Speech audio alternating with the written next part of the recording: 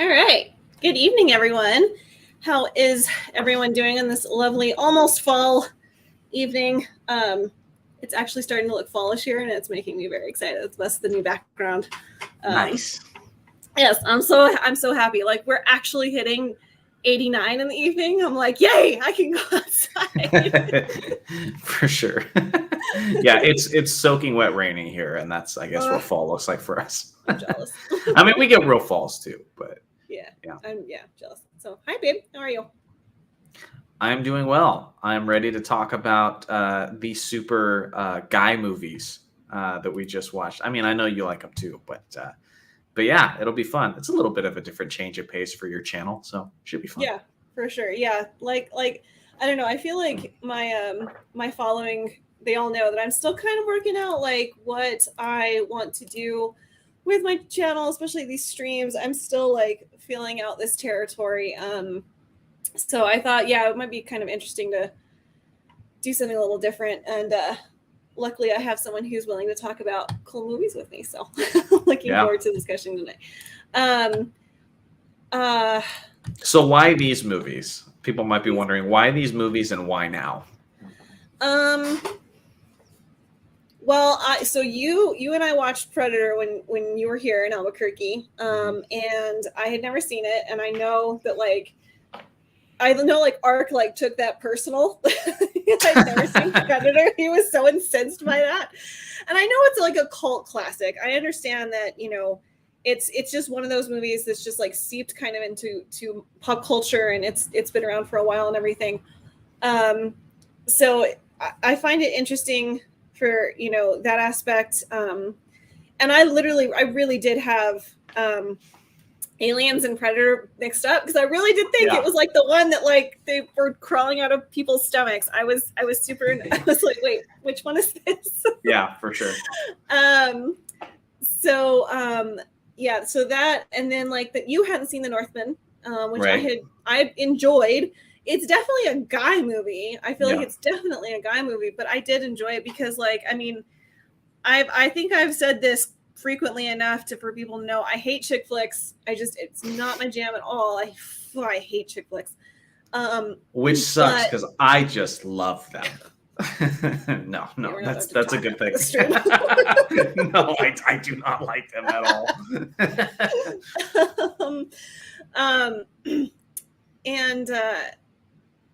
And where was I going with this? Oh, like I don't know. Actually, it's even though Predator especially was like kind of this sci-fi psychological thriller type thing, that's more my speed of movies anyways. Than normal movies that I guess a lot of women watch. I don't know. Like, one of my favorite movies of all time is Master and Commander and The Far Side of the World. And I love of the Tom Clancy movies that were translated from the books is Clear and Present Danger. And actually, like, there were instances in the Predator or in Predator movie that were reminiscent of Clear and Present Danger because there is there's a small team on the ground hiking through the Colombian rainforest, sniping out cartel dealers, so it's like there were aspects of it that I was like, oh, this is kind of actually a little bit familiar. So I enjoyed it for like that aspect. So, but for I think right now, especially, and we could use Rings of Power as a prime example. I think the reason it's nice to talk about these movies now is because, as the title implies, masculinity in Hollywood is a real problem.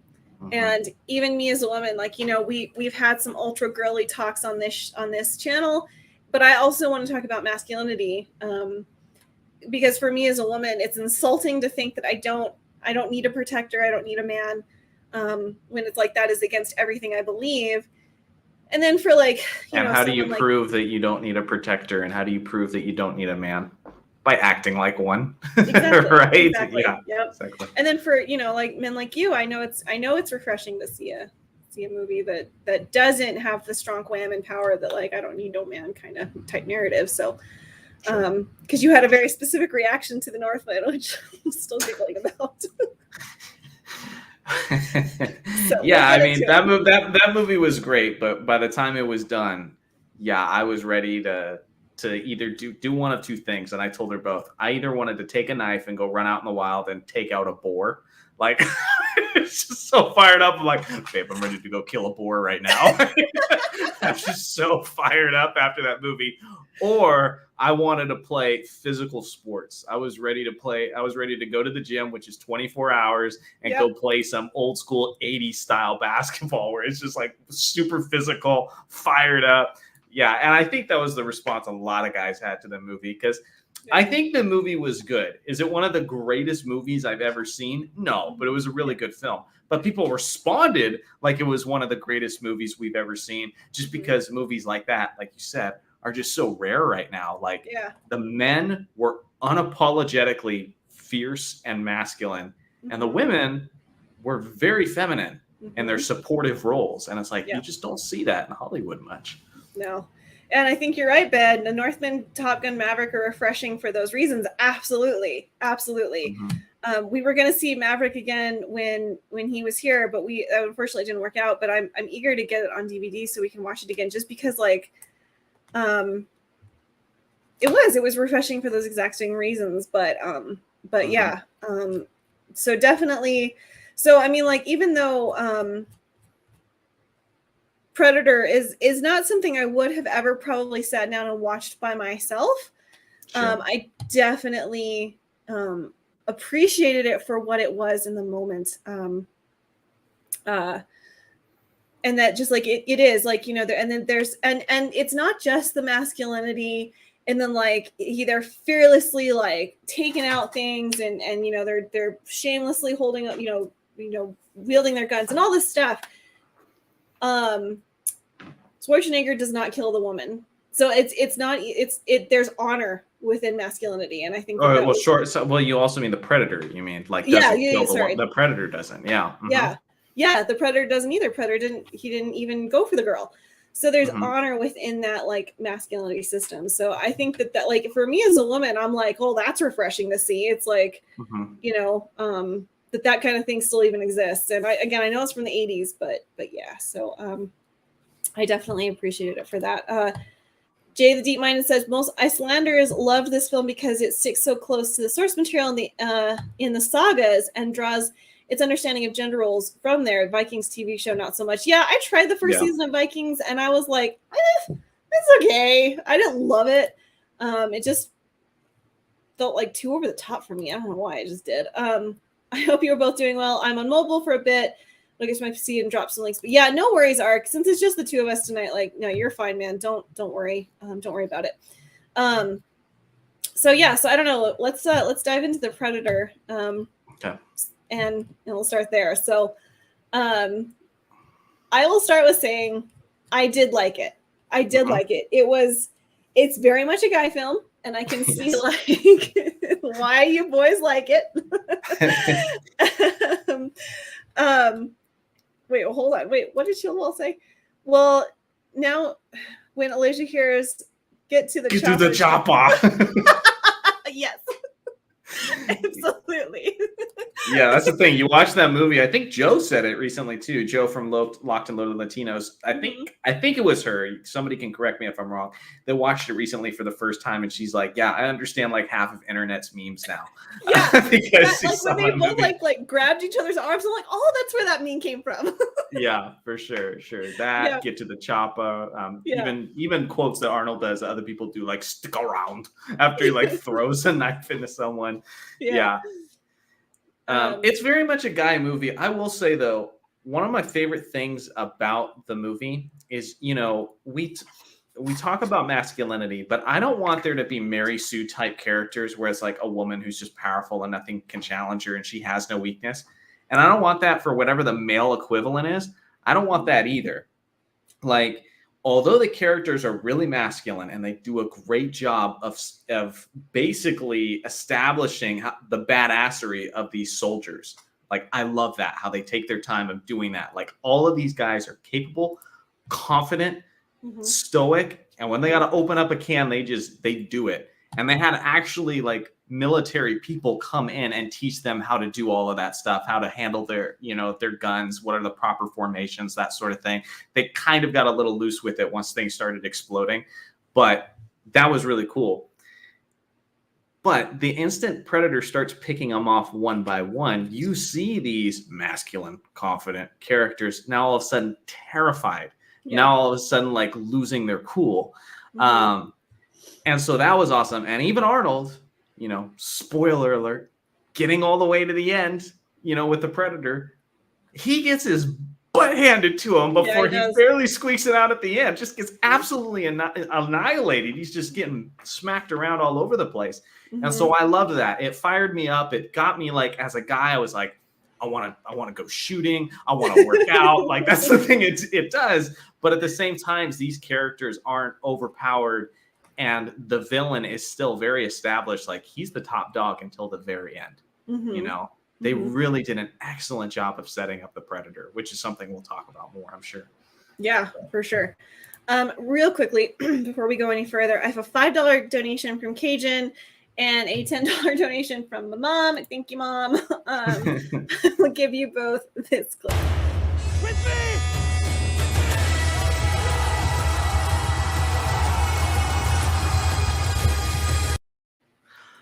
I feel like another great movie with male characters. Yes. Although, I mean, like, I have to be honest, I'm a tad bit concerned about part 2. Yes, like, well, of course. Yeah, I'm worried about part 2 because of what they could potentially do with Jonny. So anyways, that's a discussion for another stream. But yeah, Dune. Oh my gosh, I love Dune. I love Dune so much. So I liked that they're, you know, within this like deeply masculine film, and like these guys unapologetically going in there and doing what they got to do. Like you said, they didn't shy away from the human element, that there is like there's that would be like psychologically very like traumatizing to have like something coming at you and you can't see it, like you have no idea what's going on. And then this girl has this like story of like, yeah, there's this thing that sometimes kills people and we all just deal with it. Like to be in a strange place, in a strange situation, out of your element, and having something coming at you can't see. I like that they didn't make them perfect human beings, that would be deeply unsettling. Yeah, absolutely. Because I mean, Max losing his mind, you know, Dylan's terrified and he starts dealing with guilt because he's kind of got them into this situation. Billy at one point literally tells the whole group, "We're all gonna die." We're all gonna die, and it's so good. And I just love the way he has to outsmart. You know, like Arnold has to basically use like old school tactics just to have a shot against him. And you haven't obviously seen any of the Predator sequels. I haven't seen Prey yet, and based on how people have responded to it, I'll at least give it a shot. I will give it a shot. I'm interested to hear in chat, anybody who's seen Prey, what you guys thought of it. But a lot of the sequels of Predator didn't stick the landing like this first one did, because what you're describing is like that feeling of isolation. You know, they're alone in the jungle and they're being hunted. And like the sequel, Predator 2, it's in the city. It's not quite the same. That terrified, isolated feeling isn't there anymore. The psychological aspects aren't there as much. And then you start to seeing the Predator losing too much, in my opinion, in future sequels and such, and that it didn't really establish like how formidable this villain is, you know, which I think is something that's lost. I think Hollywood has really lost how to set up a really fantastic villain. Yeah. Because one example I was using was like Kylo Ren. We've heard this one a million times with Star Wars. Is when I first saw Force Awakens, I was like, who is this guy? He can stop blasters with the Force, like just on the spot, you know, and how he sounded with his mask and everything. Then the mask comes off super early. And then he's having all these temper tantrums. And then he's losing all these fights over and over again to Rey. I'm like, I haven't seen this guy establish his badassery since like the first 10 minutes of the movie. Yeah. You know, and that was something with like the Predator until the very end. He's the top dog. Yeah. Like, we are concerned about our heroes the entire time until the very climax of the movie. And so I think that's basically a form of writing that's kind of been lost in Hollywood. For sure. Yeah.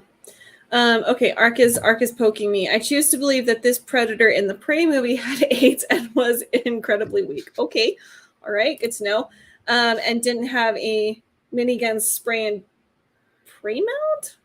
Pray What? moment, spray and pray moment. Yeah, well, the spray and pray moment, what he's talking about is when all the guys lined up and they're shooting into the jungle and just Oh, mag dumping and just okay, which okay. was like kind of realistic for the first like 20 seconds. I mean, you would be losing it if Yeah, something invisible is killing you and picking you off one by one.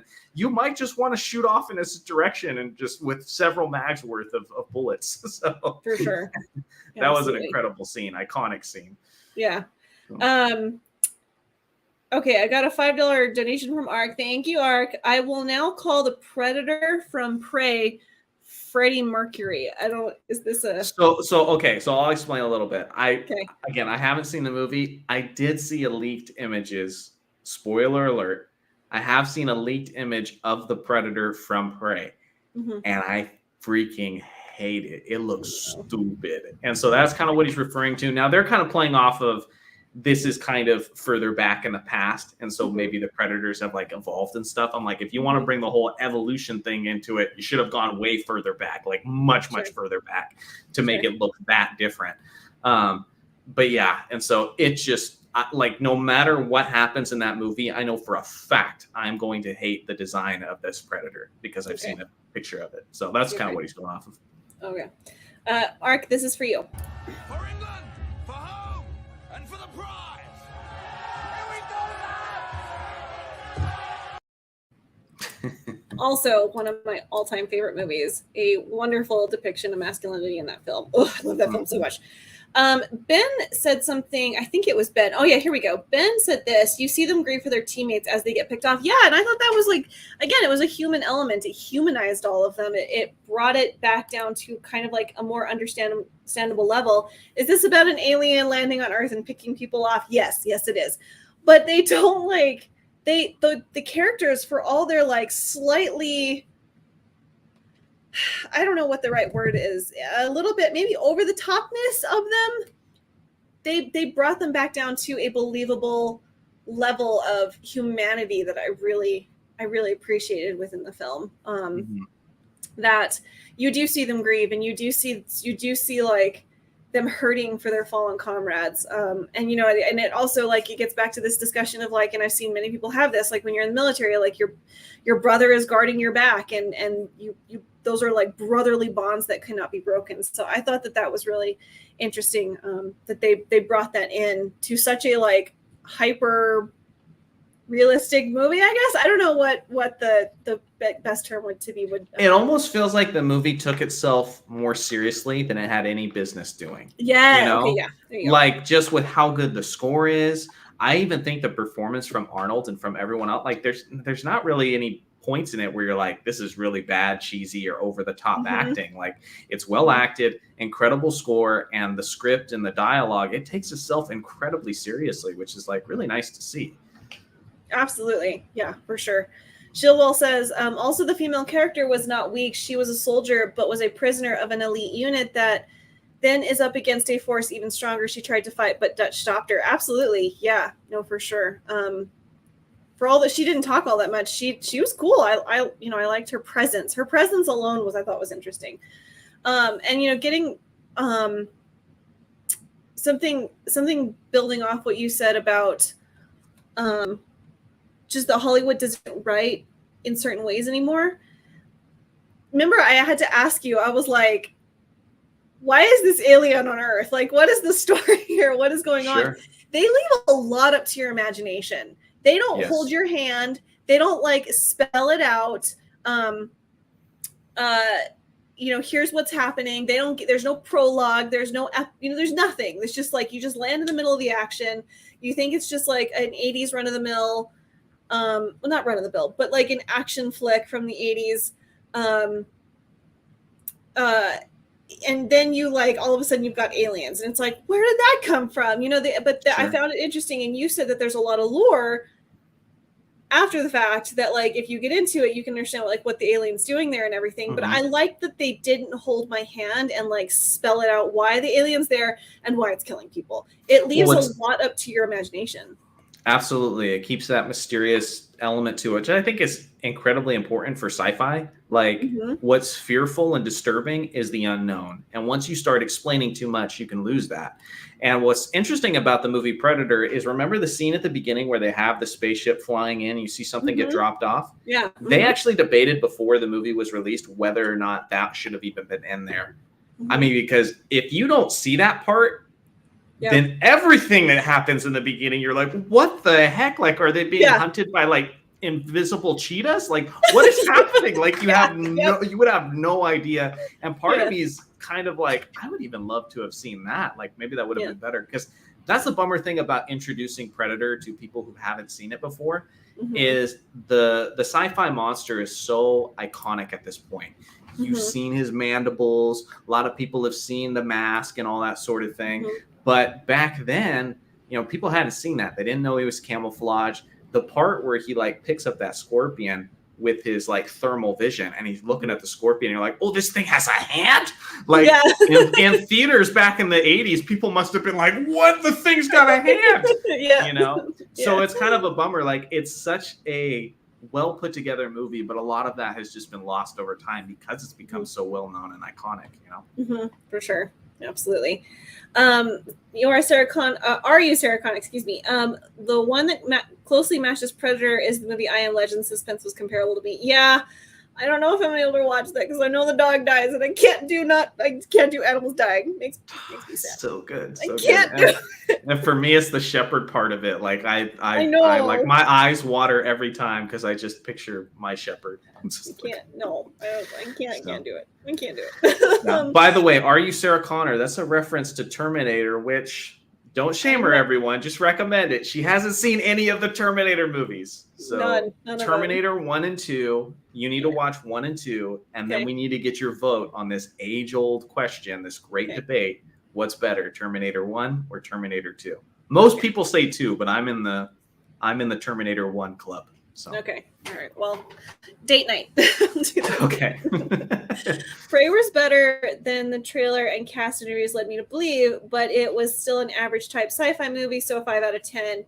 That was a generous score. Okay, interesting. The Predator movies have been setting the bar really low since the original, though. Really? So, I mean, yeah, it would not take much for me to be like, wow, that actually wasn't bad, because they have been terrible for a long time. Well, I just feel like that's the case overall. I'm going to keep bringing this up probably, but like, so there's the first 3 Tom Clancy movies. There's Hunt for the Red October, Patriot Games, which is horribly hysterically inaccurate, but I still like it.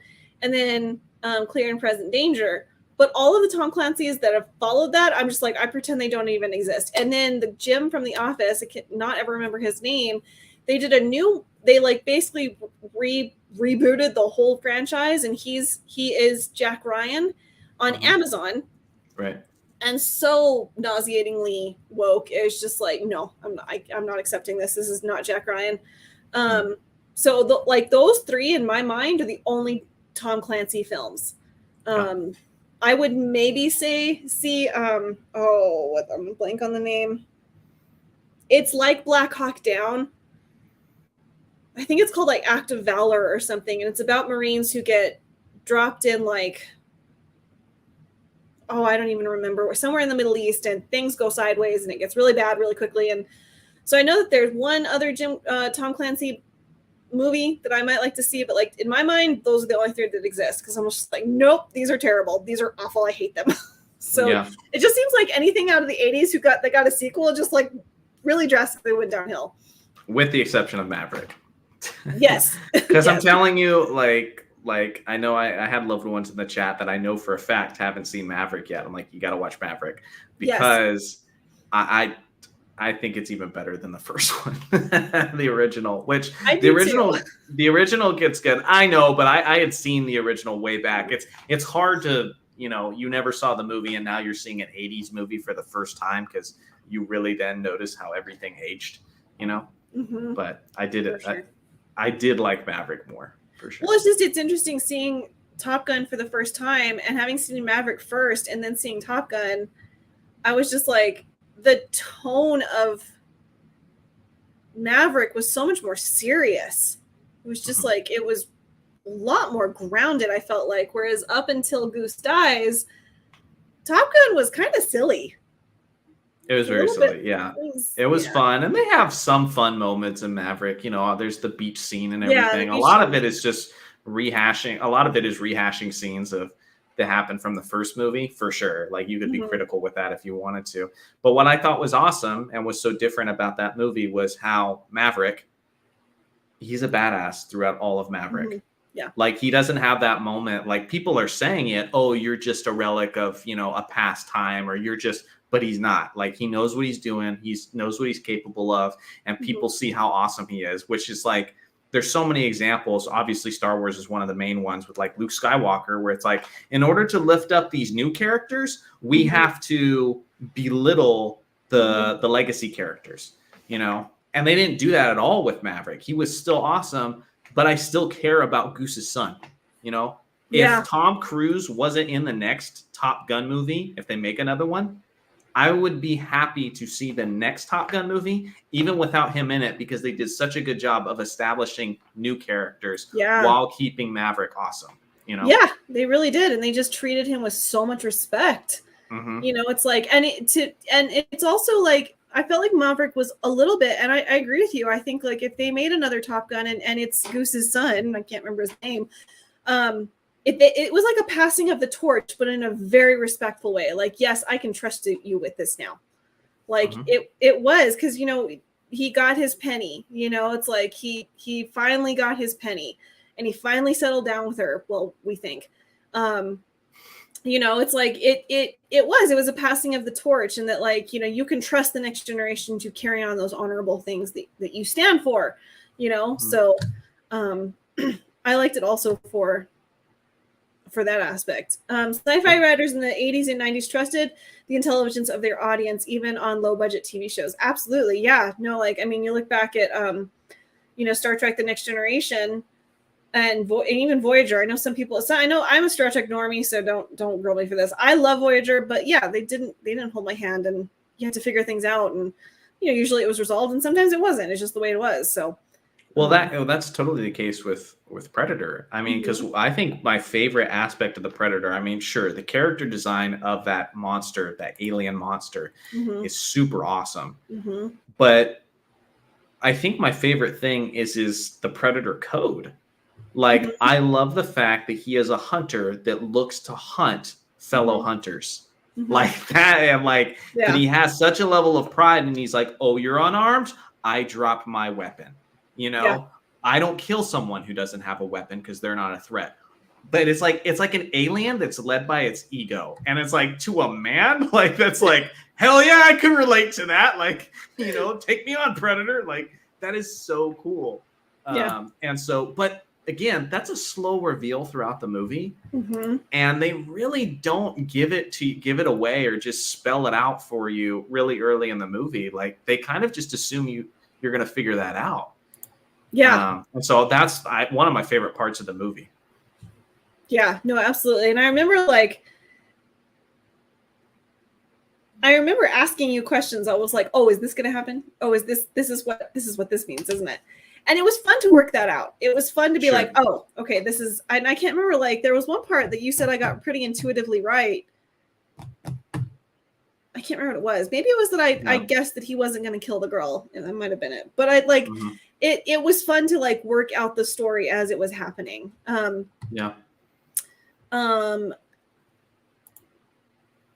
Valor was a movie that was cast real life Navy SEALs, and it was a big recruitment drive. Oh, okay. I didn't know that. Okay, that's interesting.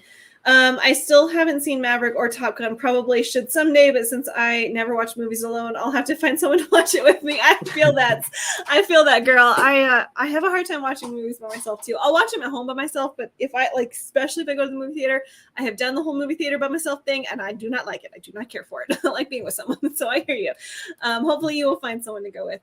Watched Maverick just for the Tom Cruise audience welcome speech. Every movie should. Yes, that welcome speech. Oh, that welcome speech is awesome. Well, yeah, that welcome speech. You know what it reminded me of? It What? reminded me of the Sonic thing all over again, where it Uh-huh. was just like, it showed how much the audience meant, where it's like, remember when Sonic first came out, it looked terrible. And then people were like, Mhm. we don't want this. And they're like, we're sorry. We'll delay the movie. We'll get it right. You know, Mhm. little gestures that show you care about the audience. For him to say that and say, we made this for you guys. You Mhm. know, whether or not that's even true, of course he's trying to get paid at the end. And of course it probably inflates Tom Cruise's ego because, you know, he's Maverick in the movie and he looks badass. Hey, it would for me too if I was freaking Yeah. Maverick and I was watching Yeah. my own movie. So, but to show that like we had you guys in mind through this process and to tell Mhm. us that, like that's such a rare thing. It's not like, oh, you're a racist if you don't like this part of the movie, or you just like, we're so used to being under attack to say that like Yeah. kind of get like a love letter to the fans. It's like, wow, Yeah. it's a rare Yeah. thing nowadays. Absolutely. Well, and again, they had a diverse cast without it being shoved in our faces. Like they were, you know, it wasn't annoying how like they handled it. So, yeah, no, I really liked that. I really liked that opening. It was really good. Mhm. So yeah, I don't know. I did really like it just for the fact that it was so unapologetic and in your face about this is a story about some guys traipsing through the rainforest and they got to kill something. But you know, Mhm. Dread Saber Phil said something earlier, and I can't find it, but he said what's interesting, and I kind of agree with this, and it didn't really click with me until he said it. It's not about the hunt; it's about survival. Like that whole movie is basically about survival. It's not about that like your Tom Cruise, because I kind of did fully expect, and I didn't ask you this because I didn't really want to spoil the ending, although I'm someone who usually routinely spoils endings for myself because I can't stand the suspense. But I fully expected that Tom Cruise was like going to get on that helicopter and they were going to go back and like burn the rainforest down to get this. Sorry, thing. Tom Cruise. You mean Arnold. You're mixing up Sorry, the movies. Arnold. Yes. Okay, so Arnold Schwarzenegger, Dutch in the movie. You thought he Yes. was going to go back and just burn the rainforest. Yeah. Yeah. No. I love the fact that the movie ends with him on that helicopter. I do. Yeah. Because it's like, what happens then? Does he tell them, you know, what he saw and try to convince them of it? Or is this just his little secret that he lives with for the rest of it? I love the fact that like the story's done and the rest is up to your imagination. It's like everything is now just so spelled out in movies. It's like we're just 5-year-olds and we need to know every little detail or we can't, you know. But leaving that sense of wonder, I love that. Mm-hmm. Yeah. Love that. Well, and the thing is like also, and I don't know, I can't remember if it was Nerdrotic who said this or it might have been just some guy, but within publishing, especially when it comes to fantasy, there's this thing of like everyone has to write a trilogy. Like everyone builds a whole universe, and there are just so few people now who write standalone stories that like you don't get every answer, you don't get every single thing wrapped up in a nice little package. Like you have to imagine this world and be satisfied with the one book you got.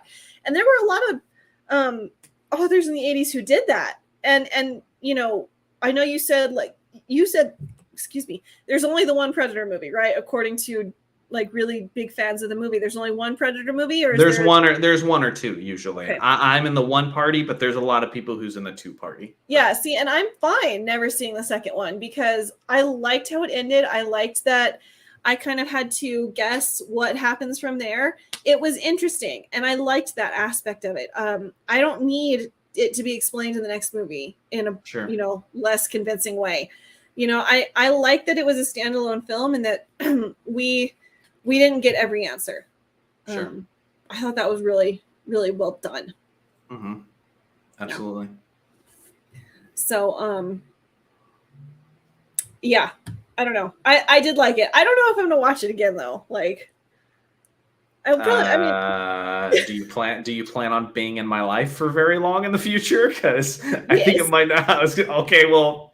Then yes, you're gonna watch it again. Maybe it'll just be on the background and you're not paying attention to it. But at my house, That movie will be playing. So Fine. I will be knitting this time around though, and I won't be like gripping you half the time. yeah. No, I can't tell you. Just probably because it is that guy movie. I can't tell you how many times I've seen that movie. Love it. Just love it. Yeah. Okay. Well, you have to promise that we can watch Master and Commander then. Of course. I need my historical fix.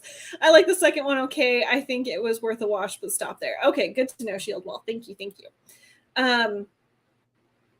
So yeah, anything else we want to say about Predator before we? I could talk about that movie forever, but if you want to move on to, well, I know Northman. like I want to be conscious of your time, and I know that we were going to bring up some other things around like masculinity Sure. in Hollywood towards after we'd kind of gone through the Northman. So yeah, I mean, if there's things that we jump back to, then that was perfectly fine. Okay, so as we're moving on to the Northman, our Sonic Sarah Connor asked what's the premise of the Northman. So if you don't want to be spoiled, I suggest you leave because we are probably going to spoil it. Can you drop the premise without spoiling it? Just the premise well, first, okay, and then we'll get into spoilers. The premise is if you move backwards in time, it's the Lion King meets Macbeth. So this is the story that Shakespeare drew from to write the story of Macbeth, which is where we get the Lion King from. Which, once you told me that, I was like, okay, well, wow, there's a lot of spoilers there. Just even within that, I'm like, okay, well, I have a very good idea of how this movie is going to play out, what the role of the main character is, whether or not he succeeds, what the role of the father is, all that. So that does give away quite a bit. So well, but I've never sat and watched Macbeth end to end. Like, sure, I forgot that Lady Macbeth is crazy. Right. But I mean, a lot of people, it's a revenge story. Okay, yeah, me too. I do not care about spoilers. I've always never cared at all. The Northman was the first movie I wanted to see again in a long time. Yeah, and I didn't want to see it until after I saw everyone's review of it. It's a revenge story. It is. It's plain and simple. It's a revenge story. But if you know anything about Macbeth, you're gonna understand what this movie's about. And if you've seen The Lion King, that's basically Lion King ends on a cheerier note, but for obvious reasons. But yeah, that's basically the premise of the Northman. It's set in, I think we started on Iceland, if I remember correctly, and then we moved to Rus, I believe, was Germany in 18 AD. I think Rus. I'm just letting the history expert do her thing. So go ahead, babe. I'm pretty sure that Rus was.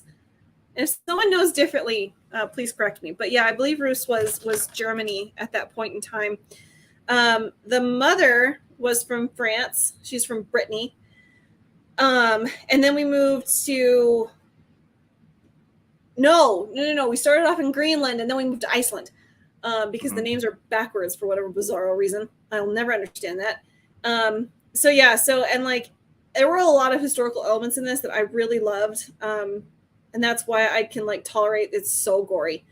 It reminds me of 300 in a way, because just not as dramatized, but it's there's historical events, but they definitely took a lot of liberties for there's suspended disbelief where it's there's some crazy things happening. There's a whole lot of witchcraft and supernatural things happening, which adds to the story, which adds to the magical elements of the movie. But it's not they don't. It's not totally over the top as much as 300 was. Yeah, still haven't seen 300. I own it, but I haven't seen it yet.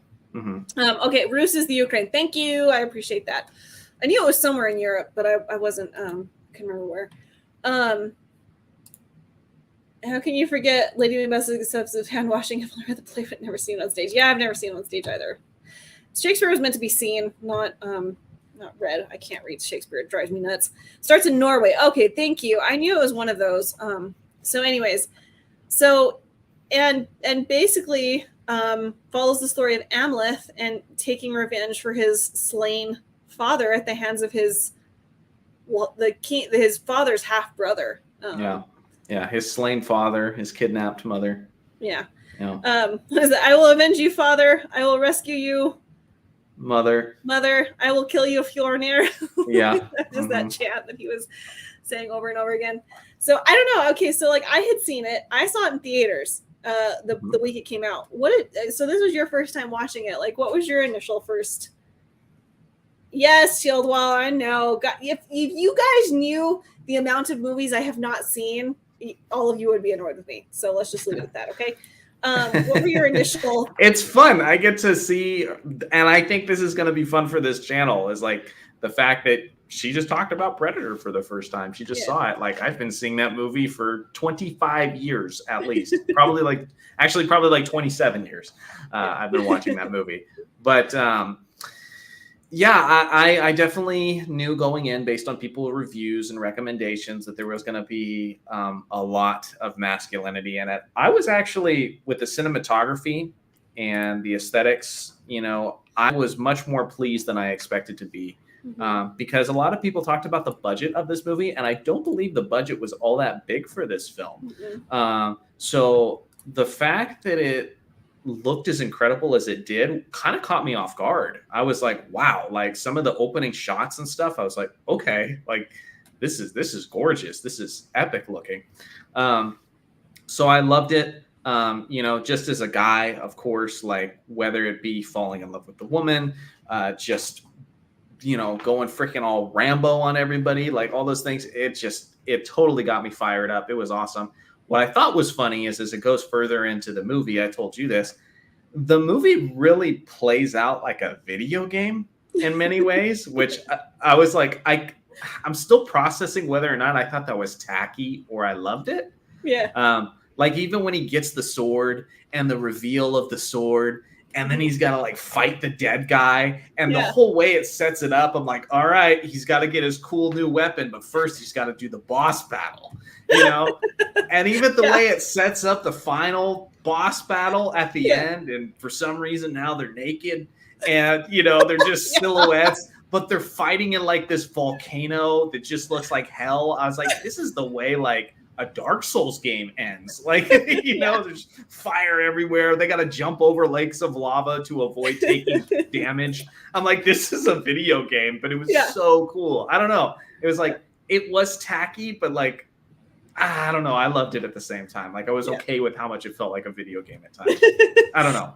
Well, and I find it interesting that you're the only person who would have pointed that out, I think. I think that because you're the only person I've heard say that. Everyone else is just like kind of zeroed in on no worries, Shieldwall. Have a lovely dinner. Thank you so much for being here. Deeply appreciate it. Everyone else was like, oh, it's Shakespearean because it did. It had like, I mean, if you remember, it had like those very kind of almost awkward still shots of like characters, like at the end when Amleth has murdered his mother and his half brother, not murdered, killed.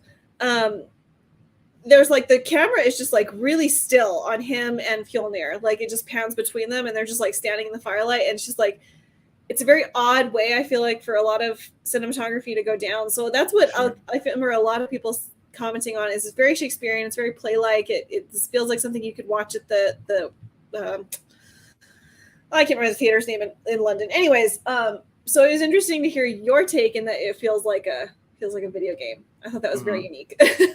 Well, Gibbons says in the chat, like tacky is one way to say it, but that's just old school storytelling. It's very straightforward, and it was very straightforward. A lot of times you knew what was coming, but you were still like in anticipation of it happening. And again, like he says, old school storytelling, there is a place for that. Not everything has to be a surprise, be this big twist, although it does have twists if you're not familiar with the story. But again, straightforward's okay, because my favorite example to bring up is Lord of the Rings. The ring is bestowed upon Frodo, and his guardian is Sam. You could have gone all the way to the end at Mount Doom, and who's tossing the ring in the fire? Faramir and Gimli, let's say. That would have subverted our expectations. That would have been a surprise, but at the same time, it'd just be like, what? Yeah. It was Frodo and Sam who did it at the end of the trilogy. Very straightforward. What we were told was supposed to happen, and it actually ended up happening, and it's a masterpiece. Now you just see so many stuff where it's like, you know, like in Game of Thrones, Jon Snow is supposed to be, the hero, the one who's prophesied over. And not surprise, it's not, or The Walking Dead looks to be about Carl, Rick. And by season 7, they're both not in the show anymore, and it's just, man, sometimes we want to see the hero that you told us to care about in the beginning actually finish off his story in a heroic type fashion, Yes. And so that was nice about this movie. I like that about old school storytelling. And I think Hollywood overthinks things and tries to mess with that formula way too often. Yeah. Well, because, and that was, I think, like, that was something that, of course, all the wokey wokes, news outlets and online journalists and all this, they attacked the Northmen for all those reasons. And I think that the director more or less kind of gave him the double barrel. It's like, I don't care. This is my movie and this is the story I had to tell, and I do not care, about your subverting white supremacy and all this just nonsense that they come out with. I think the director was very much like, no, I don't care. I literally don't care what you think.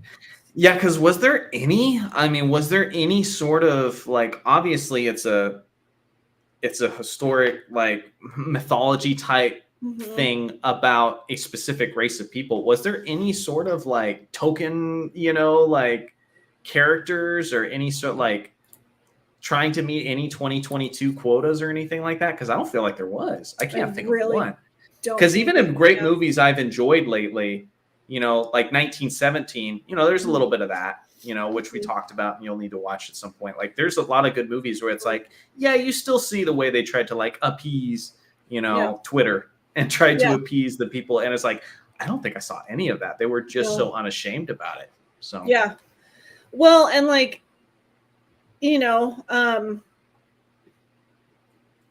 it's like, they would really have to do some mental gymnastics for them to be annoyed about white on white slavery. Because, like, I don't know if you remember, I always watch movies with the subtitles on, but, like, I don't know if you remember when they're selling the slaves that they got out of their Ukraine, they were like, this batch goes to Constantinople, which is in the middle of Turkey, I think, somewhere in that region. It's, Iran, it's like down in there. So you got a bunch of people from Ukraine, like a bunch of people from Norway are selling a bunch of people from Ukraine to be slaves in Constantinople. I mean, like, that would take some mental gymnastics to know, to, like, complain about that kind of thing, because they don't want to acknowledge that happened in history. Sure. That, like, it was the tribes on the coast of Africa that were selling their own people to the Spanish slavers. We can't acknowledge that. And we can't acknowledge that, Vikings were enslaving their own people, so it would, like, I think they were just annoyed about it overall. And no, I can't think of a single instance where we got any of that tokenization in the whole film. And like you said, like, the two women we have in this film, they're very female. They're very feminine. They play their respective roles very well. And they're not, like, there's no strong woman power at all. And they're two very different characters. Yes, they are. Because you have the very good side of feminine, and you have the very scary stab you in the back side of feminine. Yeah, manipulative. Yeah, because there is toxic masculinity, but there's also toxic femininity. Like, all people can be toxic. And so, yeah, she was a very toxic, evil, backstabbing type person. Yes, absolutely. Which was funny because I didn't think about the story, and you told me afterwards, Macbeth, Lion King, like all the. But I was like thinking, I was like, Nicole Kidman for this role? Yeah, that seems like a weird choice. Yes. And then as it gets towards the end of the movie and you see why, I'm like, no, Nicole Kidman was perfect for this role. Yeah. Yeah. She was great. She plays a psycho really well. Really well. Yeah. There's Christian persecution that fits the 2020. Yeah, it does. Yeah. And I don't know, like, if y'all noticed, because I didn't catch this my first watch through, that all of the slaves that Fjolnir had in Iceland were Scottish, and they were all Catholic. They were all like constantly crossing themselves, and I didn't catch them in my first watch through. So that was, I found very interesting. It's a very old school storytelling from the Icelandic sagas, where family histories are often mythologized and simplified to be gripping and memorable. Interesting. All right, thank you, Ark. Istanbul is not in the middle of Turkey. Okay, it's on the border of Europe and Asia, a very important city that connects. Okay, that's right. I knew it was like somewhere not where I was thinking was. So anyways, look at Arkasul, the geography expert. Right? Where did this come from? You know. Okay. He's gonna text me now. Like, yeah, he's gonna be mad at me too. But. Yes. The word slave has its origin in the word Slav. Slaves were sold through Europe and the Middle East. Yep. Yes. I love this about your audience, babe. Look how smart your chat is. They know all these things. Yeah, you got a very smart audience. So. Yes, I do. I love my audience. They're awesome. So what was I? Oh, I lost my train of thought. Yeah, I loved it though. Great movie. Alexander Skarsgård. I don't know how long he's been around. I'm kind of new to him, but he did a fantastic job in this role. Totally bought it, which was kind of the only other movie I've seen him in recently was Godzilla versus Kong, and he's like the main male in that movie, but he's not this role at all. Like he's very much like kind of gun shy. He does play a little bit of a heroic role at the end, but he's not like masculine, all that masculine in that movie. And so to see him in this role, I'm like, okay, this guy's awesome. I'm taking note of this guy because he's got range. So yeah, because if he kind of botched it, if he was trying to play the tough guy, animalistic, like it's not easy to get on all fours and act like a wolf and sell it, you know? Yeah. And he sold it. I was just like, okay, this is intimidating. This is awesome. Like I loved it. Yeah.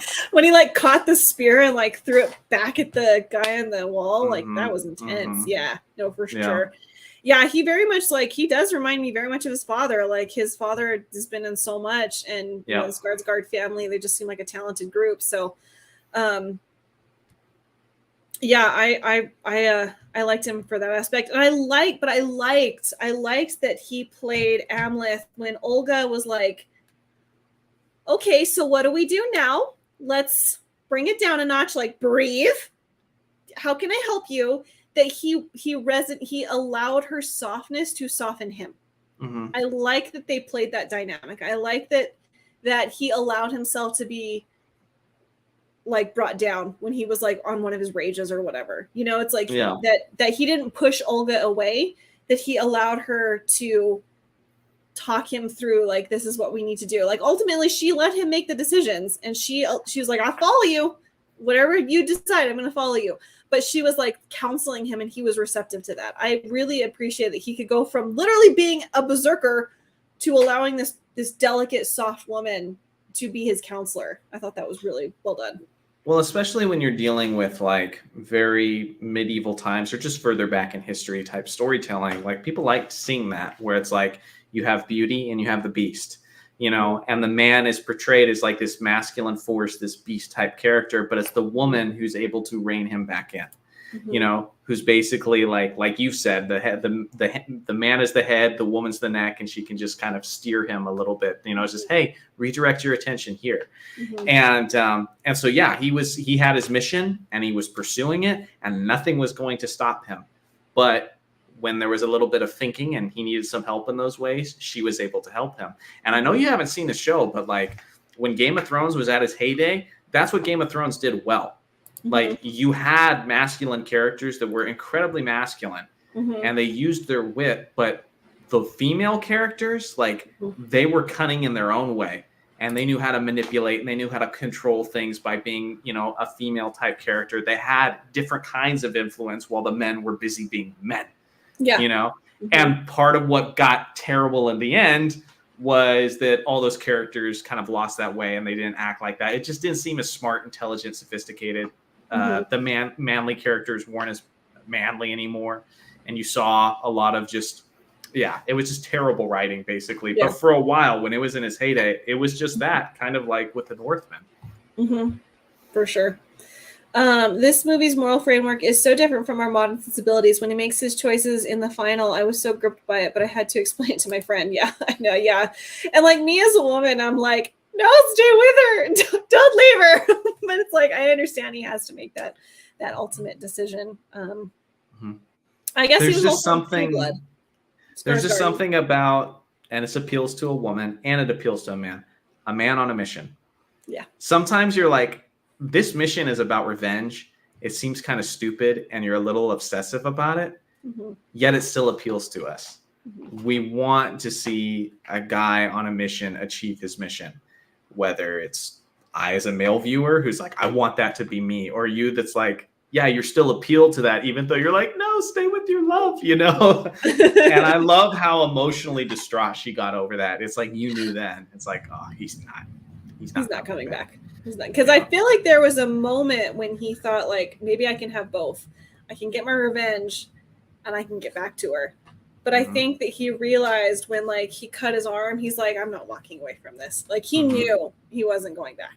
Oh, yeah. That made it obvious to the audience, too. It's like, oh, that's not like, oh, that's just a flesh wound. It's like, yeah, no, that's a deep, he's not coming back from that. That messed him up. You did. I think it went down to the bone. Like, there was no way he was coming back from that. Viking longships were relatively shallow boats, being mostly coastal ships. Viking got all over Europe, mainland, and far into coastal England because they had large crews. They could come inland on the river courses and simply pick up the boats and carry them until they came across new rivers. And that's how they got all the way to Constantinople. Yep, I remember that from my Anglo-Saxon history class. Yeah, the Vikings, gosh, they they did a lot of damage, but they were intuitive. Like, they knew what they were doing. I'll give them that. Paul, that's a great point. Sorry, I'll let you read this comment. No, go on, bud. Well, the most recent comment from Paul, he did it for the revenge, but also to keep his children safe. He wanted both, but Paul makes a great point, because if he doesn't go for both, he's probably not getting either, because he tries to take his wife, but then they're not safe, and it ends up coming to bite them in the rear later on. So no, that's a good point. He was, yeah. Like, and he knew, like, if he let Fjolnir live, he would come after them, and they'd never be safe. Yeah. Nothing angers a woman more than a man without a drive. Absolutely.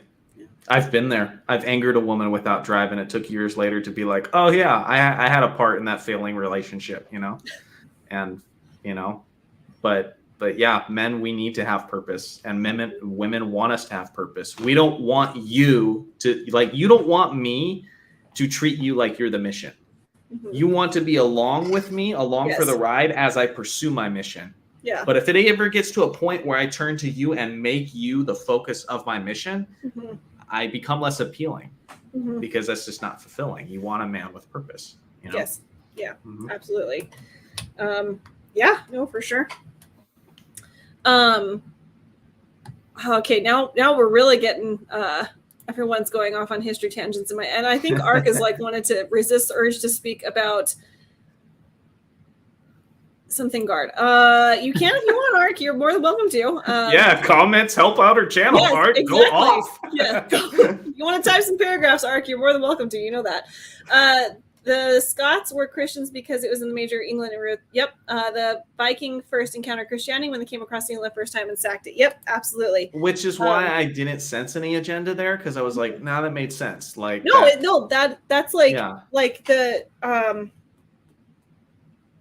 I can't remember the churches on the coast of Scotland, but there was like Iona, and they were attacking. They didn't get as far into. They only really settled Dublin. So the term we have beyond the Pale, that is a reference to when the Vikings conquered Dublin in Ireland, but they never got past that county Dublin because the Irish were crazy. Like, they were literally legit insane, and the Vikings were like, "No, we're good. We don't want to deal with this," so they backed off. So that's why Ireland retained its Celtic identity, but like what we understand to be Celtic in England is really only Wales. That's the only remnant of what is left of Celtic identity in England now. So yeah, no, when the Vikings went across to England, man, they destroyed so much. Yeah. And again, this is where, and I'm sure we will get into this a little bit, this is why Tolkien gave the Rohirrim horses, because he was so devastated that the Anglo-Saxons, which is like pure English identity and culture, was destroyed when the Vikings came in and just burned everything to the ground. They destroyed, oh, it breaks my heart. They destroyed so much when they came in and took over. So so that is why Tolkien was like, no, they're getting horses this time. Yeah. So hey, Dr. Rachel, thanks for being here, lady. I hope you had a wonderful time in Boston. You guys, your pictures looked absolutely fantastic. Yeah. At the end of the film, his wife goes to Orkney, which is a Scottish island off in North Scotland, which is steeped in Viking history. Okay, that's interesting. See, I didn't know where that. I didn't take it upon myself to look at where that place was. So it was Scotland. Oh, that's fascinating. Oh, that's very cool. Oh, we've already read that. You know what? And it's like, with that whole like Christian dynamic and everything, that was just like, they told you as much information as they needed to for you to understand who was who and what the roles were going on. Like when Hollywood has an agenda, or like the director or the writer or whoever is running things, and they clearly have an agenda, you see their Twitter page and you know what they're thinking when they're making this film. They don't leave anything up for interpretation on whether or not they have an agenda. Yeah. It's like they would be like, oh, those Christians, they're disgusting. They always will be. And it's just like, it's very much on the nose. This never felt that way. You know, it was like, here's what you need to know. Here's the players that are at play. And they just kept telling the story. It was never like this. It never made me uncomfortable. Like, why are we focusing on this?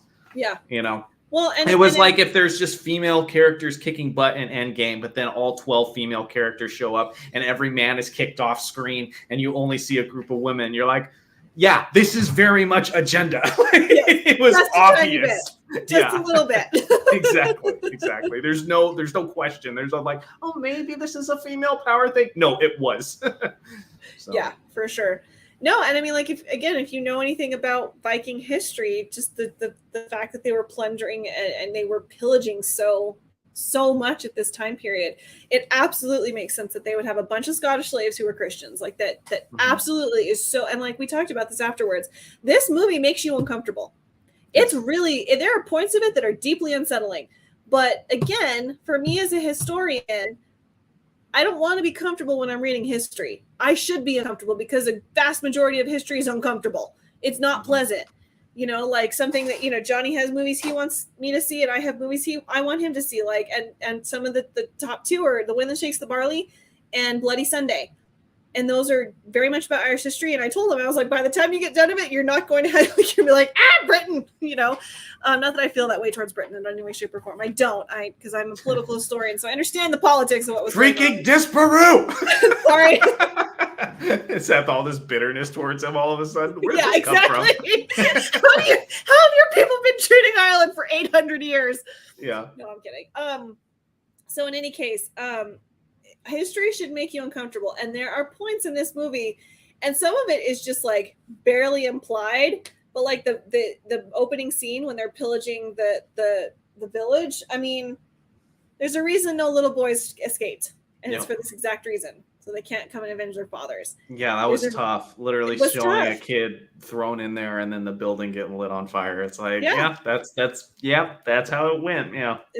And so there are points of this that like history is uncomfortable, and I liked it for that reason. I'm not someone who like loves overly gory, really realistic movies. But for me as a historian, to not have it be that gory and not have it be that spot on is to do a disservice to the people who lived through it. You know, it's to do a disservice to pretend that didn't happen. Well, do you remember when Passion of the Christ came out many years ago? That movie was so hyped up because this was the first time we were really going to see the crucifixion scene being portrayed as brutally as it actually is. Yeah. Like on screen. Up until then, it was just like romanticized because he's Jesus, you know, and it's like, we can't show Jesus suffering to that extent on screen. And that was the first movie that's like, no, this was history. We're going to show it the way it went down. And so for sure. That's important. It is, yeah. We can talk about history side of movies and tie in masculinity and femininity in another podcast. Oh yeah, totally, Ark. Okay, we can talk about that for sure. He's still like trying to restrain himself. You could He just see is. it. I love it. I love it. Ark, we love you. Nicole Kidman made me check out the F out when she was making movies. My friend laughed at how hard I was disgusted. Oh yeah. Yes, history is not a fantasy novel. Modern culture wants it to be whitewashed, pretty story, and delete the parts that we need to. Yeah, exactly, for sure. I would like to talk to you about the troubles, such as yeah, for sure, Ark. I would love that. My favorite quote from the Northman. Yeah, I'm not going to read that. but well done. Mike likes tacos. The North England was ruled by the Vikings for a long time, as they could see the value at the farmland. Absolutely, yeah. A lot of farmland in Upper Scotland. Current Hollywood wants to deny or erase strong women in history and makes all masculine be toxic because anything else undermines the message. Yep, The and message.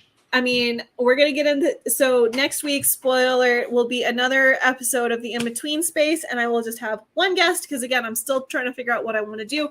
But we're going to talk about that I, Joan play that the... I don't know if it played at the Globe. I don't know where it played, but it was a play that was just put on in England, and that Joan of Arc, one of these patron saints of France, is now using they, them pronouns. And I'm just like, they literally just took one of the strongest women in history and erased her. So much for my representation. So I'm so mad. So yeah, we're going to get into that next Monday with one guest on the In-Between Space. So, hey, but Leah Thomas is winning all the championships, babe. You should be happy. I can't I love seeing you just... I don't know why I mess with you. I love the fact that it bothers you much as it does, because that's true woman power. It's your woman for fighting the rights of women to act like women, for women to be women and take pride in your femininity, you know? And not be erased from history. Like Jonah, like also like Anne Boleyn was in that mini series from the BBC where she was a black woman. Just like stupid. History is not there for you to like or dislike. It's there for you to learn. Yep. If you're offended, good. Yep. You're less likely to repeat it. Amen, Ben. Well said. I like that. I like that. You strike me more as a queen of Boudica? I don't know. I'll give it a shot. Yeah, I don't. Paul, can you elaborate? I need to know. Actually, I don't know what that is. I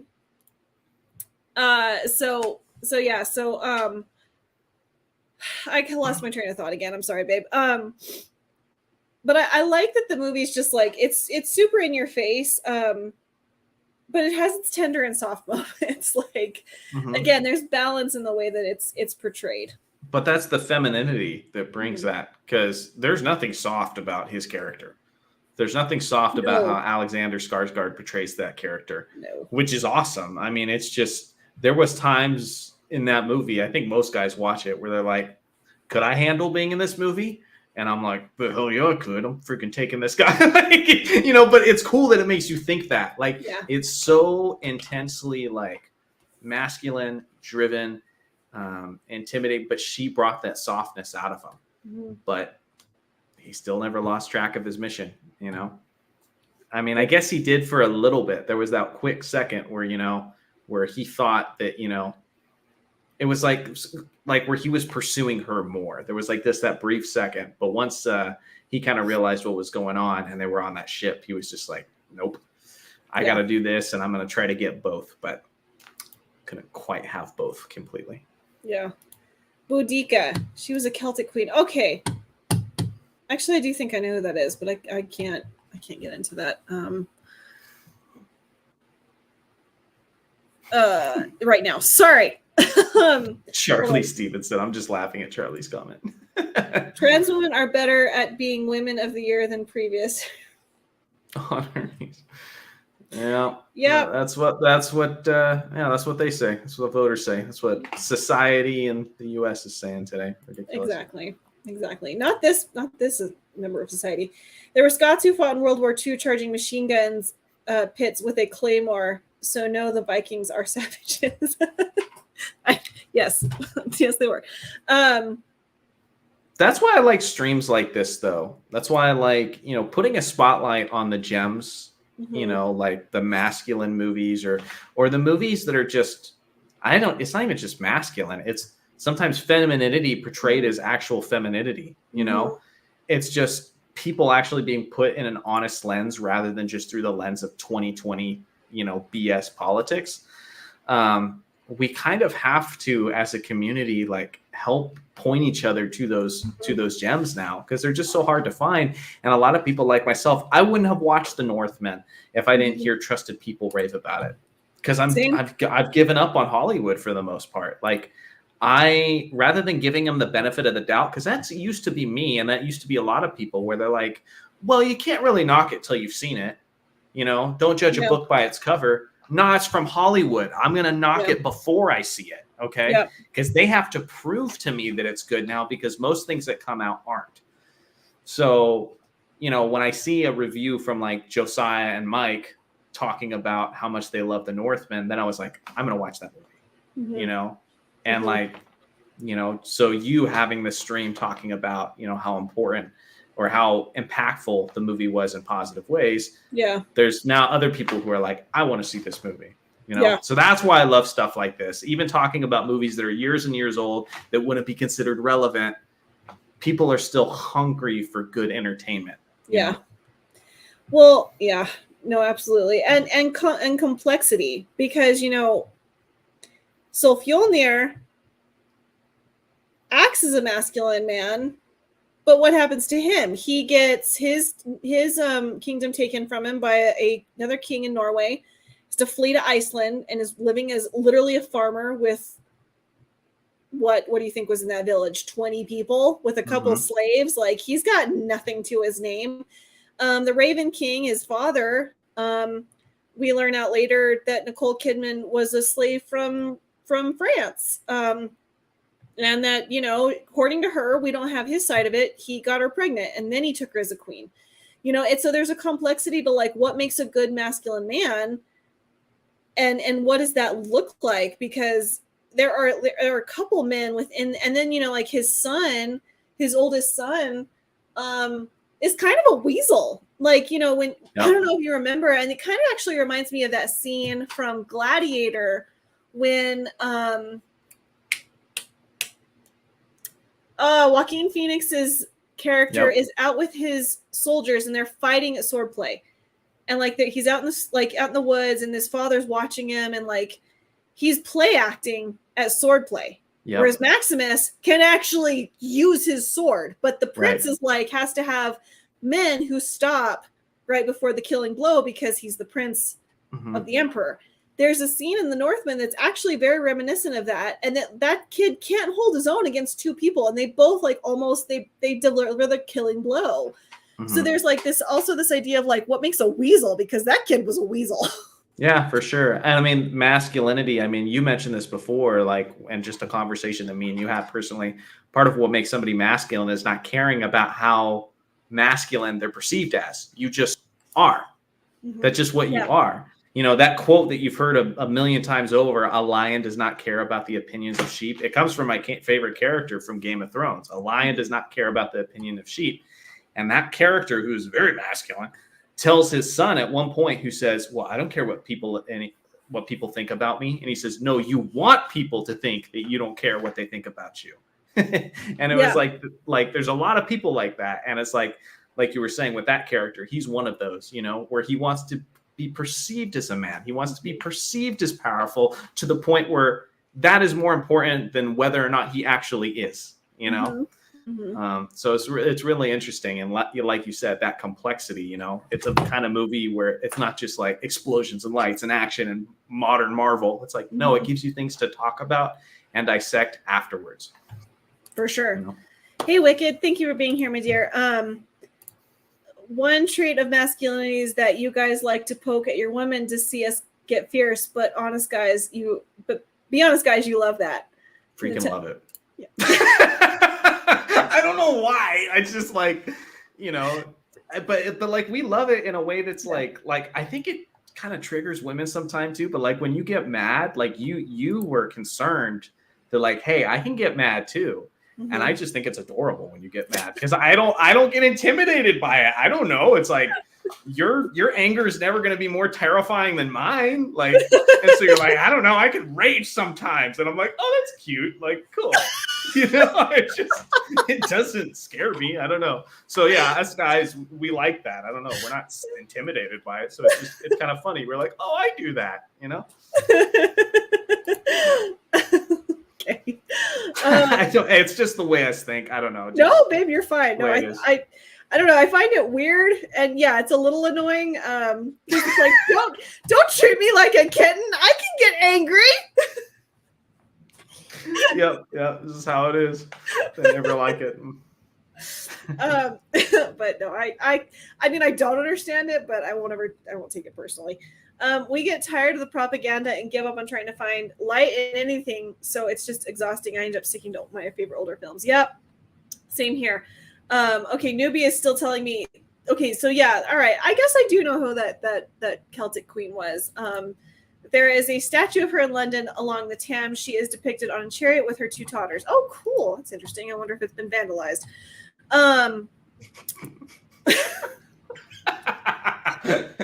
Yeah, hope not. But odds are decent that it has. Probably. I mean, they took down that abolitionist statue in London for whatever reason, because BLM is a special group of people. I really love the scenes after Viking Raid when the witch reminds Amleth of his destiny. The cinematography in the film is to me. It was, yeah, the cinematography is absolutely. But you know what's interesting? It's like, again, you have like these men who are very masculine and doing, all these things, and like the berserkers, and it's portrayed in a very specific way. It's a woman who has to come to him and be like, hey, you need to nut up. Remember the vow you made? Yeah, you need to go take care of this. Like, it was a woman, it was one of the fates who had to like remind him of his goal and his mission. He didn't come to that conclusion by himself. It was one of the fates who did it. Which is fine, because women are wonderful, women are useful, and sometimes it takes a woman to tell a man to nut up. But in modern Hollywood, in most movies, it was going to be, you didn't nut up, so I as the woman will nut up for you, and now I am the hero, know? And it's like, no, she was just the assisting character in that sequence. She was giving him that push that he needed. And that's it. That's all she had to do. She just had to push him.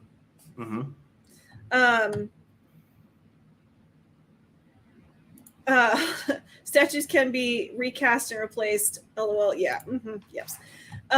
So I really liked that that scene. Yeah, and the cinematography of the whole movie is just fabulous. But I love how disturbing the witches are in the movie. Yeah, like the way that's filmed and everything. It's really well done. And even at first, like the whole family tree thing and the imagery there, at first I was like, this is kind of weird.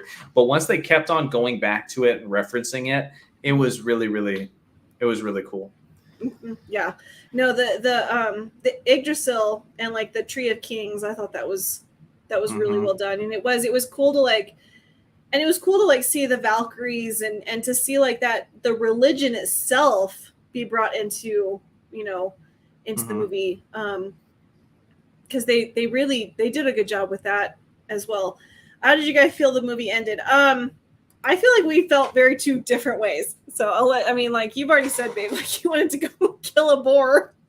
Well, yeah, but I mean, I think based on who that person is in chat, I think I understand the question as like, were you satisfied? Were you happy? Oh, yeah. I was very much like, it was bittersweet in some ways, because it wasn't the perfect happy ending. But he did his mission, and it was in a way like a sacrifice, and so I was very satisfied with it. It is an intense movie. There are a couple sex scenes. There's one point where we were just like literally looking at each other flirting while we're trying to ignore all the hoopla going on. It's just like, wow, this is a lot. So there's a couple sex scenes, and then there's it's just really gory. So if you're squeamish, it's going to be really intense at some points. It's not like it's just trying to it doesn't glamorize the gore, No. but it's like if a dude's getting his throat slit, they're going to show a dude getting his throat slit, and you're going to see everything pour out and stuff like that. Like that's just the movie's, not shy about that. Yeah. And so, but I really enjoyed it. I loved it because when you're dealing with, characters like that, Vikings and stuff like that, or just barbarians, anything related to that, like there needs to be a level of savagery to it, Mm-hmm. Yeah. For me, yeah, I mean, I was satisfied. I mean, for me, there's like a tinge of sadness that he won't find peace with her, because like ultimately for me as a woman, and I think Olga felt the same way, it was like, oh, I want this guy to be, in his woman's arm at night, like, that night, and just be able to like decompress. Like I want him to find some peace. But for me, it is like to know that he was willing to go that extra step and be like, no, my children will be safe come hell or high water. Like that he was willing to step up and be like, no, this is not, nope. That to me was a, a deeply like, I don't know, I guess satisfying way to end the film. And for me, like I always like a movie like that, because I'm a historian and because I'm like trained to think a certain way, like I always come to those kind of movies very analytically based. I'm not watching a movie like that necessarily to be entertained. I'm watching it more from like a scholar's viewpoint. Sure. So that's like for me, like as a scholar, yeah, it's satisfying. I'm like, okay, I can walk away from that and like, not dwell on it or anything. I enjoy it for its historical accuracies, all those things. So yeah, like I approach a movie like The Northman much more analytical. I'm not going in to watch that because I'm going to get popcorn and a drink. It's like I'm going to analyze it. Lots of drama, huh? Yeah, there's a ton of drama. I mean, I was entertained, but yeah, it's intense. Like we said at the beginning, it is a story about revenge. It is. And you feel it. It's thick. Yeah. It's intense. It is for sure. So Maverick is much more of like, by the end of that movie, you're feeling good. It's a feel good movie by the end. Like, is there tension? Absolutely. But The Northman's different, where it's like you see the story, you see it play out, but at the end you're satisfied, but you're not feeling total warm and fuzzies at the end of it, like you were with Maverick. So they're different in that way. Absolutely. Yeah, for sure. Yeah, I don't know. It's more intense, and it's, like that one shot in the opening when they're sacking the village, and he puts that guy's neck up against the wall and like drags him all the way across the whole wall. Like, that was gross. So yeah, there's a lot of instances in the movie where it's just like, it's very in your face, and like, and and I talked about this the very first time I saw it. I think that was actually my very first live stream I ever did. But like, where we get this idea of the berserkers comes from this thing of like the wolf man or the bear man, like taking on the form of a bear, which Tolkien talked about a lot. We get from this is the culture that we get it from. So when they're hyping themselves up to be like the berserkers, what we like that, I mean, we use that term in World War II a lot. It's like, what is this? Is this accurate? Is this just like an acid trip? What is going on? So it's like, it's weirdly intense for those reasons also, because it's like, I've heard of the berserkers, but I've never seen them portrayed like that. You know what I mean? Yeah. So when they're like dancing around the fire, like literally acting like wolves, I'm like, this is weird. Yeah, it makes you really uncomfortable. But the way you see them behave, and just like, there was a certain point where I'm like, yeah, I'm behind this. Like, let's go. Like, wolf pack activate. Like, let's go. Let's rip these dudes apart. I don't know. Like, it was weird at first, but I bought into it, man. Like I said, I wanted to go boar hunting. I think that there is a reason that no women were there at that point. Yeah.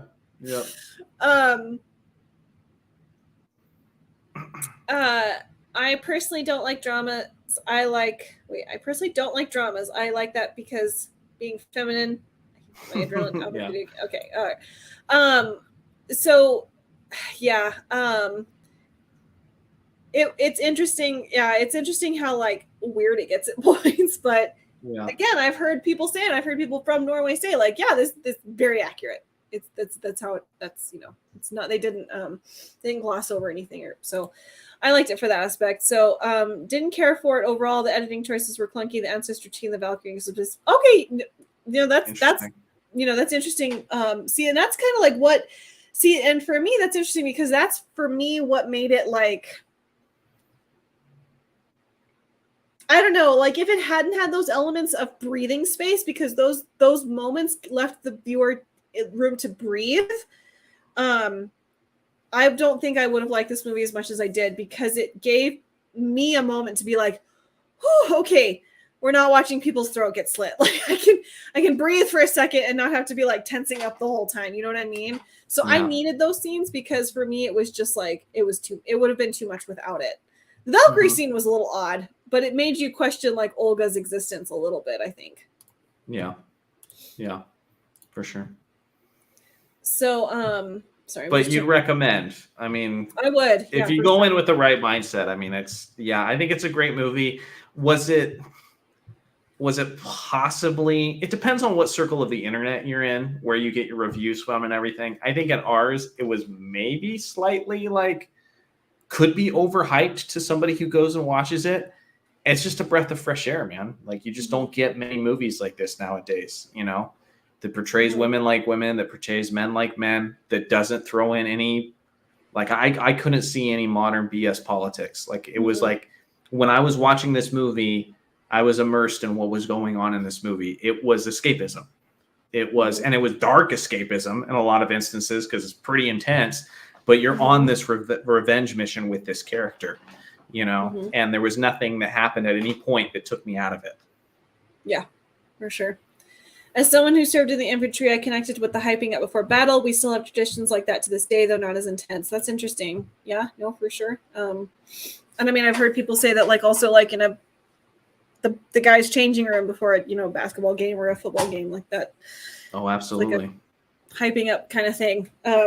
Oh, absolutely. You'll see it when you watch that Chicago Bulls documentary with me when you come visit. But it's just, that's the thing. I either wanted to go take out a board or I wanted to play sports, because it's just, what time is it? Game time. And the whole huddle just goes, like, it's just, you're all hyped up. Let's go. Let's dominate. Like, love it. So, yeah, if you're like a guy who's into sports, you might like this movie. Like, there's a lot of overlap there. Yeah. Well, in that case, then I know you said you've seen Master and Commander, but I think you'll like Master and Commander, because it has like, and it's very like nationalistic. I've seen it once. It was a while ago. Yeah. It's very like patriotic. Like, we will fight for England. Like, for that aspect. So I haven't seen the Northman yet, but I would say that our corner of the interwebs gave it a positive review without overhyping. I know that like there were some people who were like, "This is the greatest thing ever," and then when I saw it, I was like, "It's okay. I like it. It's good." But it grew on you, right? It did. After I thought about it for a while, it grew on me. And I appreciate it for what it is. It's not like I love the movie. I'm probably, I don't know about its rewatchability factor. I think for a man, probably more so than for a woman. Yeah, I feel like I'm ready to watch it again. Right. Well, you can, babe. Yeah. Of course, you've seen it twice. I've seen it once, there's that. For sure. But like, I appreciate it for its artistic, historical, those aspects. But like, it's not like Dune, where I want to watch Dune multiple times in a row. I do, because I love that movie. But the Northman is just like, for me, it's like, and it's also heavy. Like, it's just like, again, and as a woman, it's like that opening scene where all those children get killed. It's like, okay, that was a bit much. That for me, probably in the entire film, that was the hardest part to watch. Was when they were sacking the village. I just, because you knew it was going to happen to those babies. Yeah. I mean, my favorite shows were like The Walking Dead and Breaking Bad, and I can handle heavy and tension. And my favorite movie was Predator when I was 5. So I think I'm kind of desensitized in this area. I'm like, heavy? What is heavy? Like, intense? What's intense? I don't know what that means. So, but I get that. Yeah, and like and yeah, like if there are any Tom Clancy book fans out there, if you have read Clear and Present Danger, you know that they cleaned up that opening when the family in the boat is killed. That goes much differently in the book, and it is hard to read. It is very, very hard to read. What they and I appreciate that Tom Clancy didn't. Cartel members, thugs would have done that. Thugs would have not treated children any differently than they would have treated a grown woman. So it was hard to read, but they definitely did. They made it less heavy. So the book is very difficult to read for that aspect. So yeah, Clear and Present Danger is a pretty brutal book, but I'll get through it one day. I have to read it in like small chunks. But yeah, so for me as a woman, for us, it's hard for me to watch on that point. I'm just like, oh, I can't stand this. I can't watch this too many times. Sure. So yeah, no, I can see that. I just think they had limits to the production and chose to keep their main bullet points. I get it. I just think it could have been better with the material they have. No, for sure, Mike. That I can totally see that. I watched it 2 days ago, one time, and so I'm still kind of like, I really liked it, but I'm still very much in like my processing phase of it. Yeah. It's a lot to dissect. I've also seen 2 other films by the same director, and so far The Witch has been the best. I think the director is good right now and has the ability to be great. That's interesting. But that is what Sacking and Pillage are like, brutal. No, for sure. And Ark, and I appreciate that they didn't show that. Because, that's exactly what would have happened. I appreciate that they didn't shy away from it. Just as a woman, it's just hard to like see a woman, her baby being yanked out of her arms. It is hard. Like, but I simultaneously think it's hard to watch, but we should not show it. Like, I definitely think that needs to be in there. I was bemused by the main character's change in personality. He was full revenge, then rowing away as a lad. Yet when he's adult, all brothers about killing and rape. All they bother. Oh, okay. Yeah. Well, I think he just lost his way. I think he literally just kind of lost what his mission was. I think he probably got sidetracked. And we don't know what happens in that in-between time, but he was full of revenge for his own people being betrayed and killed, yet was happy to raid villages and kill their women and children. Yeah, absolutely. But if at the end, I think he kind of redeems himself of that, because at the end, after he's killed pretty much everyone in the village, he goes into we don't see him go into the men's slaves' quarters. But he very deliberately goes to the women, sets them free, and he saves that girl on the altar and says, "You have your freedom now. Do what you will with it." Yeah. I feel drained just hearing about this movie. Yeah. No. Sarah Connor, watch Maverick. Like, I think for you, pass on Northman, watch Maverick. Yeah. There's so many things you can play without showing it. Yeah, for sure. But we modern day people can't begin to understand how it was like. Yeah, no, we can't. There's no way we could ever understand that. So anyway, so we kind of. Well, it was even like, I even wondered, like, does this seem toned down? Like, I looked at you and I was like, I kind of think there was a lot more rape in that time. Like, it's like it still felt like it was kind of light on that, because there were situations where a woman was at the mercy or she couldn't have helped herself. And I was like, I feel like I would know what would be happening in this time, in this situation. And so it seemed like it did kind of shy away from it, which I'm not going to say that's political. It could have had certain influence with just now in 2022 that they shied away from that. I don't need to see all that to enjoy it, because I really hate rape scenes. I don't enjoy watching it. It's terrible. Yeah. But it did feel like it was kind of light in that area, where it was like, even as intense as this movie was, it could have been even more intense. Yeah, actually, I think it was very much cleaned up in that regard. Yeah. Ratchet can reach it and then go to the shooting range. I mean, that's what he wanted to do. So yeah.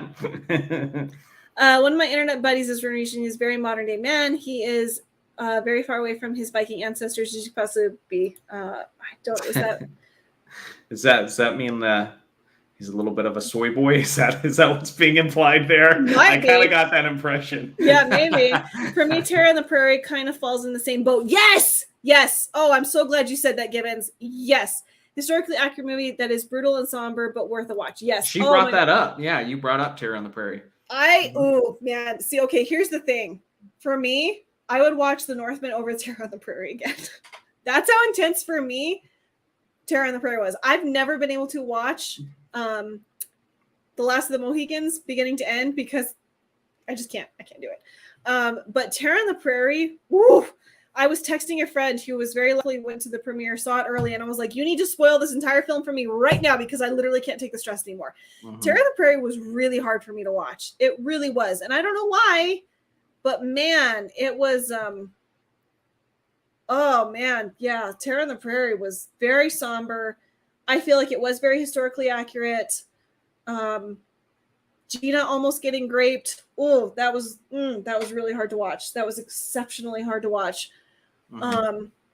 Yeah, I don't know. Terror on the Prairie was. I love Gina, but I highly doubt I'm ever going to watch that film again. I just don't know if I could take it. Yeah, I mean, it almost feels like they don't have any, as far as politics goes. Daily Wire has been good about not pushing their politics into their movies, but it feels like with the big releases they've had, they're very much like, we're not playing around. Like, No. we will make an intense movie with an intense story. Like, you know, Yeah. they're not screwing around. So I'm encouraged by that. I actually like that. Yeah. But I love the Hyperions. I thought that was such a good movie. It was so good. I loved the Hyperions. I thought it was so sweet. It had a really good message. I really like the Hyperions. So, you know, it was really raw. It was so raw. It was, but I will say this. I really hope that Daily Wire puts that song that they had at the end of the movie on iTunes, because I would love to buy it, because I love bluegrass, and man, that song was gorgeous. So, I mean, I loved the movie. Don't get me wrong. I like, there were some things I had issues with, but I like Terror of the Prairie, but I'm not watching it again anytime soon. No, he's not a soy boy. He's just a modern man who's very much nonviolent and non-aggressive. Okay. That's fair. That's fair. Yeah. I just you know how you can read a comment and you can sense something that's not there? I thought there was a little passive aggressiveness there, but nah. Yeah. I rewatched this last week here in Iceland with a bunch of Icelandic people, and their reaction was fascinating. Stuff that confuses me as a Brit made sense to them. It's interesting. That's cool. That's very interesting. I know there's kind of like this fascination with the Wild West in Europe. That I will never understand, but it's what it is. So, is Jay the Deep Minded talking about that movie, or are they talking about Northman? Probably Northman, I would think. Maybe. Are you okay, Jay? Are you talking about Terror on the Prairie or talking about Northman? Because I assumed you were talking about Terror on the Prairie. So, yeah, if I read you wrong. Still kind of iffy on getting a daily subscription. Not necessarily agree with the direction of the company as a whole. The movie media side is dope, but the politics, yeah. You know, I think I don't know. It might be cool. It would be cool if in the future they opened it up that you just get the movies. You know, that you don't have to get like the full package, because we have the full package. I think it'd be cool if like further down the line they opened it up that you can just buy access to their media. You know what I mean? It's interesting because there's people who want to support them. You know, like I know people who want to support them in their idea of, we don't want the Hollywood BS shoved into our entertainment, but they're still not fans of like Ben Shapiro, for example, you know? And so, yeah, I think that would be good. Like giving them a little bit more freedom over what entertainment they get, you know? Yeah, for sure. So anyways, well, we were going to talk about kind of like The Walking Dead, and I wanted to bring up, but I know you got to get going to premium. So. Well, I know there were some ways. I was just saying the way it tied in, you know, because we were talking about the whole masculinity thing. And, you know, I guess I didn't bring it up, but I talked to you about it beforehand. Is that show was a perfect example of like when it was in its heyday and everybody loved it. It was a very, very masculine show. The lead character, Rick Grimes, is, you know, a former sheriff, well, actually a current sheriff. The world just goes to crap. And he loves his family. He's protective of his family. He's protective of his son. Then you have like a bunch of other alpha male characters supporting him. And around the time where the viewership just starts tanking, around season 6 and season 7, is when they just got to a point where they just killed off too many of those characters. And even one of the beloved characters, Daryl, who's still there, he's very much a supportive. He's very much a B-type character. In fact, years ago, my best friend, he was the Daryl to my Rick. Like, we used to say that all the time because I would take the lead. Like, I'm a very much a type A, but he's very much like, let me just support you. You know, he's there to help out, which I loved him. He's great personality, great guy. But we complimented each other in that way as friends, as coworkers, because he was my assistant when I was the manager. And so we helped each other in that way. But it got to a point where they killed off every like alpha type character except that guy, that it appealed less to women and men. Because now you're just seeing like a bunch of women kicking butt, and it's like, where are the guys at? Like, in a post-apocalyptic world where you're promoting yourself as the savages are the ones who survive. Okay, where's the guys? You know, and so you just saw, like, even throughout the years of that show going, because it's still going, it's going to be in its final season. It just got less masculine as things became more political, and I just think that's the state of Hollywood right now. You know? Yeah. Yeah. Well, and for me, one of my favorite TV shows is NCIS, which I know some people roll their eyes at, but I love that TV show. But yeah, like once Gibbs was like super masculine for a long time. And then when Ziva left, which is one of the female characters, and she was Mossad. She was from Israel. When she left, things just got weird, and like the politics started coming in, and so like, and I stopped watching. I full on stopped watching because some of the it was so weird. It was so weird, and it's like when some of the female characters left, like the actual like feminine characters left. That's when the masculinity of the show started taking, and then they got fake like women power characters in, and then we got like fake masculine characters in. That's when the show like went downhill for me, and Mark Hamill just seemed to take more and more and more of a backseat in his own show. And I think now he's officially not on NCIS anymore. I think he's left. He's off fishing in Alaska somewhere, which I was like, that's BS. He would have died in the firefight.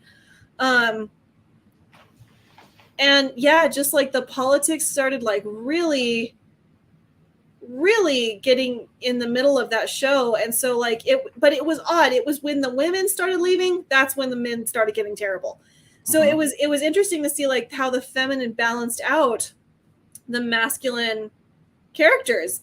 Yes, like I didn't mind Ellie and Torres. Torres was okay, and Ellie was fine until Ziva came back. When Ziva came back, I was like, I'm done. I'm out. This show needs to be done. It needs to be over. They should have ended the season like they should have ended this whole show like 2 seasons ago.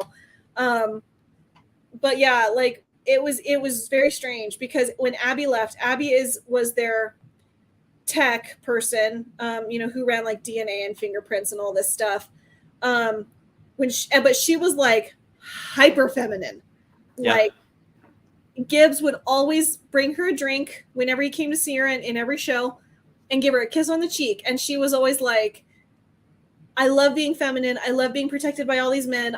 She was hyper femininity. When she left and the new girl came in and she was like, nobody gonna touch me. I don't need no man. Like, oh, it was so cringe. It just like made my teeth curl. Well, that's usually how it goes because it's all on a scale. It's all just compensating. Like that's really all it is. It's a whole bunch of compensating. It's the guys are not allowed to be that masculine, and the women are now upping the masculinity. Like they need to be more like men, and just so they stand out more in their powerful movement, we got to belittle the men.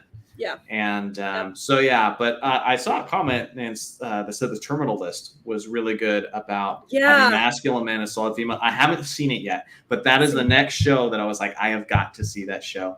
I was watching a YouTube video actually this morning that was like the top 5 guns from the Terminal List. And this gun tuber I watched was really talking about just how solid the show is. I'm like, I'm sold. I got to watch it. So love Chris Pratt, so I'll have to check that one out. Yeah, I definitely want to watch it. I definitely want to watch the Terminal List. I want to read the books. Maybe you can watch the show and I'll read the books. Fair enough. I'll let you know if you can handle it. I have a pretty good sense of what you can handle at this point. I think so. Yeah. And NCIS was just another 2. Yeah. No, I get that. I loved NCIS. I really did. then they had, I did not like Los Angeles and New Orleans. Yeah, I'm good. So anyways, thanks for doing this with me, babe. This was fun. I very much enjoyed this. This was different to what I've done, but I've expressed to you, I've expressed to Ark, I've expressed to multiple people. I am tired of just complaining about pop culture. I'm tired of us just constantly going and like, now there's this terrible thing, and now Endor is about Trump, and it's like, seriously. I'm tired of every person's show on YouTube being just sitting around and complaining about said thing. So I'm looking forward to doing more streams like this, because I think it's fun to talk about things we love. And the chat could give some feedback, but I think there's enough channels of people just being reactionary to news, talking about news, breaking it out as it comes out. And I personally love YouTube channels that just say, screw what's considered relevant. I'm going to talk about Predator, a movie that came out in the 80s. And it's like, I don't care if it's now, 5 years in the past, 20 years from now, I will always want to watch a movie that's dissecting the Predator, and so things like that is like, whatever you want to do with your channel, babe, I think people will show up, because some things are timeless and people just like to hear those things talked about. Wow. Yeah. The terminal list was Chris Pratt's strongest performance to date, in my opinion. Wow. Okay. All right. That's quite the praise. I want to see it. I'm aching to see it. Yeah. So, last episode of Better Call Saul tonight, though. That's what I'm gonna watch first. I'm excited for you, babe. Yeah. Okay. Well, I know you got to get scooting to pre, and so chat. Thank you so much. Thank you for the donations. I deeply appreciate that. You guys are awesome. Thank you for talking history with me. That was fun. You guys are amazing. Thank you so much for coming out and having this conversation with us. Hopefully we'll do more of this in the future. Next Monday, I will be doing the in-between space, and we will be going over some nonsense about women being erased from history, which just pisses me off to no end. So look forward to that. So Dave, do you have anything that you want to shout out, or you just want to get going? Hello, Ryan. Good to have you in here as always, buddy. And he'll have to watch the playback if he's interested. But no, not really. I'll just be making Nintendo content on Johnny 64, and basketball content on my personal channel. And occasionally, you'll see me pop up here and talk about things Alicia likes. So, thanks. Okay, all right. Well, I'm gonna end us actually, I think, tonight with a clip from, so maybe next time I'll get you to watch Master and Commander, and we'll watch another one of your films, and we can talk about them. So absolutely, I'd love to dissect that. So go watch this film, and we will see you all guys next time. Thanks so much for being here, guys. Bye, y'all. England is under threat of invasion, and though we be on the far side of the world, this ship is our home.